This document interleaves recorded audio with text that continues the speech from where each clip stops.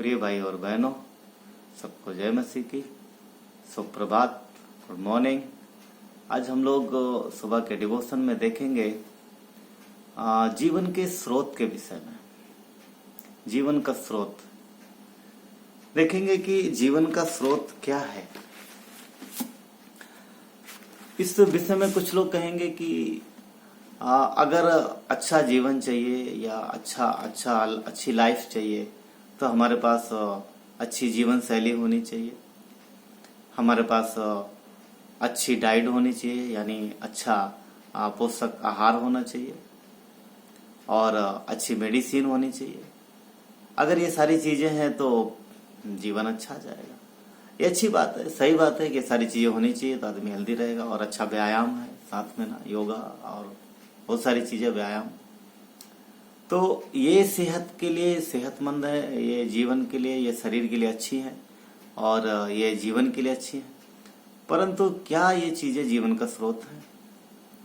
स्रोत जहां से जीवन की शुरुआत होती है, स्रोत जो जीवन को कंट्रोल करता है।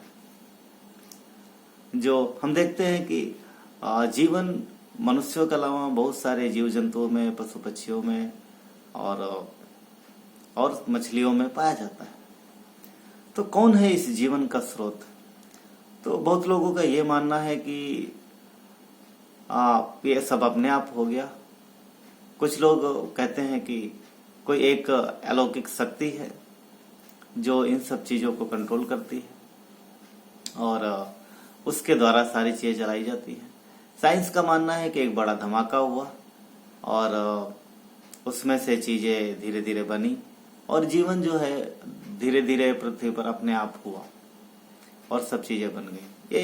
ये अलग अलग विचार हैं, पर क्या वाकई ऐसा हो सकता है? परमेश्वर का वचन इस विषय में कुछ और कहता है। आइए हम लोग परमेश्वर के वचन से देखते हैं, बाइबल से देखते हैं। और बाइबल से हम लोग देखते हैं कि उत्पत्ति का 2 अध्याय वचन 7 क्या कहता है। उत्पत्ति का 2 अध्याय वचन 7 इस प्रकार कहता है कि यहोवा परमेश्वर ने आदम को भूमि की मिट्टी से रचा और उसके नथनों में जीवन का श्वास फूंक दिया और आदम जीवित प्राणी बन गया। परमेश्वर ने आदम यानी मनुष्य को मिट्टी से बनाया और उसके बाद उसके नथनों में अपना श्वास फूका और जब अपना श्वास फूका तब वो मनुष्य जीवित हुआ। जब तक परमेश्वर ने उसके अंदर जीवन नहीं डाला, जीवन का श्वास नहीं फूका, तब तक वो जीवित नहीं था। तो मनुष्यों के अंदर जो जीवन है, वचन कहता है कि वो सब कुछ, वो जीवन परमेश्वर ने दिया है और परमेश्वर ही मनुष्य को संभालता है। सारे जीवन का स्रोत, जितनी चीजें धरती पर जीवित हैं, हर एक चीज, हर एक जीवन का स्रोत जो है वो परमेश्वर है। यदि हम देखते हैं यूहन्ना का अध्याय 1 और वचन 3, यदि हम देखते हैं यूहन्ना का अध्याय 1 वचन 3, उसमें इस प्रकार लिखा है कि सब कुछ उसी के द्वारा उत्पन्न हुआ और जो कुछ उत्पन्न हुआ है उसमें से कोई भी वस्तु बिना उसके उत्पन्न नहीं हुई। उसके मतलब परमेश्वर की बात कर रहा है, यानी प्रभु यीशु की बात कर रहा है कि परमेश्वर का वचन कहता है कि सब कुछ परमेश्वर के द्वारा उत्पन्न हुआ, सब कुछ यीशु के द्वारा उत्पन्न हुआ और कुछ भी ऐसा नहीं है जो उसके द्वारा उत्पन्न ना हुआ हो।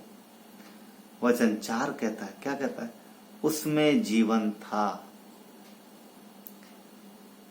अगर जीवन परमेश्वर में नहीं है तो वो मनुष्य को जीवन नहीं दे सकता।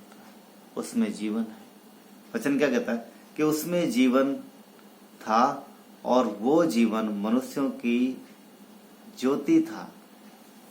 परमेश्वर जीवित परमेश्वर, उसने इंसान को जीवन दिया, उसने धरती पर जीवित वस्तुएं बनाई और जीवन का स्रोत जो है परमेश्वर है। जीवन का स्रोत कोई और वस्तु या कोई और चीज नहीं है। अय्यूब 33:4 कहता है कि मुझे परमेश्वर की आत्मा ने बनाया है और सर्वशक्तिमान की सांस से मुझे जीवन मिलता है।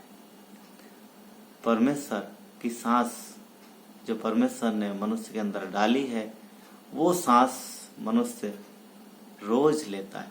और यदि परमेश्वर अपनी सांस मनुष्यों से हटा ले या उसकी सांस रोक दे, तो फिर कोई वस्तु, कोई पौष्टिक आहार, कोई भी चाहे जितना अच्छे से अच्छा मेडिकल ट्रीटमेंट या मेडिसिन उस व्यक्ति को जीवन नहीं दे सकती। जीवन परमेश्वर देता है। माँ के पेट में बच्चे को परमेश्वर बनाता है, उसकी हड्डियां, उसका शरीर परमेश्वर बनाता है और उस शरीर में आत्मा परमेश्वर डालता है। जीवन का स्रोत परमेश्वर है। सब कुछ उसने बनाया। उसने मनुष्य को मिट्टी से बनाया। और समाज में बात ज्यादातर सबको पता है। हमने अपने पूर्वजों से सुना है कि परमेश्वर ने जब इंसान जो है वो मिट्टी से बना है, पर इस बात का कहीं सबूत नहीं मिलता। हमने सुनाया कि इंसान जमीन की मिट्टी से बना है, पर परमेश्वर का वचन, पवित्र शास्त्र बाइबल इस बात की गवाही देता है कि इंसान जो है वो मिट्टी से बनाया गया और परमेश्वर ने उसे अपनी सांस दी। अय्यूब का 33:6 का बी पार्ट कहता है कि मनुष्य मिट्टी से बना है। मनुष्य मिट्टी से बना, बाइबल इस बात का गवाही देता है। अय्यूब का 33:4 इस प्रकार कहता है कि परमेश्वर ने मनुष्य को बनाया है और परमेश्वर की सांस से मनुष्य को सांस मिलती है। हाँ, किसकी सांस से? परमेश्वर की सांस से मनुष्य को सांस मिलती है।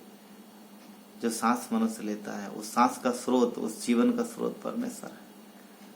भजन संहिता 36:9 कहता है कि परमेश्वर जीवन का स्रोत है। परमेश्वर जीवन का स्रोत है, ना कि कुछ और। यदि परमेश्वर धरती से जीवन हटा ले तो फिर धरती पर कोई भी वस्तु जीवित नहीं रहेगी। यशायाह 42:5 इस प्रकार कहता है कि ईश्वर आकाश का सृजने वाला और तानने वाला है, जो उपज सहित पृथ्वी का फैलाने वाला है और उस पर के लोगों की सांस और उस पर के चलने वालों को आत्मा देने वाला है। परमेश्वर जो धरती पर लोग चलते हैं उनको सांस देता है, और धरती पर जो अनाज है और वो परमेश्वर देता है। आकाश का फैलाने वाला है, उपज सहित पृथ्वी का बनाने वाला है, ताकि उसके बच्चों को भोजन मिले। भजन संहिता 90 का वचन 2 क्या कहता है बी पाठ में कि अनादि काल से अनंत काल तक तू ही ईश्वर है। परमेश्वर जो जीवन का स्रोत है, सिर्फ वही और कोई दूसरा नहीं। वही जीवन का स्रोत, अनादिकाल से वो जीवित है।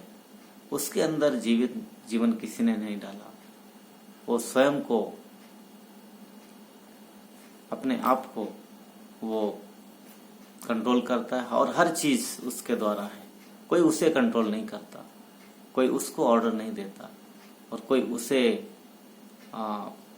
कोई उसकी मदद नहीं करता, क्योंकि वो परमेश्वर अपने आप में सिद्ध है और उसमें जीवन है। और वही जीवन परमेश्वर ने हम और आपको दिया।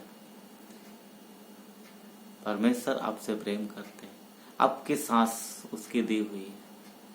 यदि आप ने अभी तक यीशु को नहीं जाना है तो आज आपके पास मौका है, आप उसे जान सकते हो। आपसे प्यार करता है और आपको आशीष देना चाहता है। धन्यवाद हम परमेश्वर का दे सकते हैं, क्योंकि उसकी सांस हमारे अंदर है और वो धन्यवाद के योग्य है, वो महिमा के योग्य है। मनुष्य उसकी महिमा करे, ये परमेश्वर की इच्छा है। तो जो जीवन, जो सांस उसने दिया है, जो वो हमें भोजन देता है, हम उसकी महिमा करें, क्योंकि वो हमारे जीवन का स्रोत है। आइए प्रार्थना करते हैं। पिता, धन्यवाद देते हैं आप हम सबसे प्रेम करते हो। प्रभु आप हमारे जीवन के स्रोत हो। अच्छा भोजन, अच्छी कसरत हमें अच्छा स्वास्थ्य देने में मदद कर सकती है, पर वो हमें हमेशा के लिए जिंदा नहीं रख सकती। प्रभु जीवन का स्रोत आप हो परमेश्वर, कोई दूसरा नहीं। थैंक यू प्रभु यीशु, थैंक यू। क्रूस पर आपने अपनी जान देकर हर उस मनुष्य को बचा लिया जो जीवित है।